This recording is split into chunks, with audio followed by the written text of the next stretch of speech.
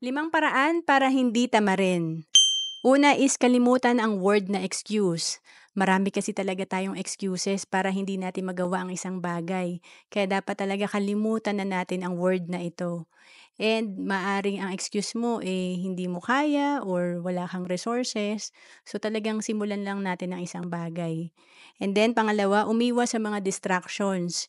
Ito ay maaring ang labis na panonood natin ng Netflix or nagi-games din tayo, nauubos oras natin o kaya naman sa barkada. And then pangatlo, magkaroon ng vision. Ito yung titignan mo yung long-term effect ng ginagawa mo, yung nakatingin ka sa reward, yung nakatingin ka sa goal mo. And then pang-apat, iwasang maging perfectionist.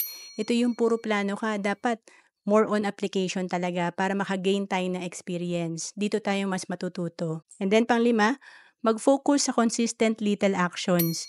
Kasi kaya hindi natin nagagawa yung isang bagay, big project agad yung naiisip natin.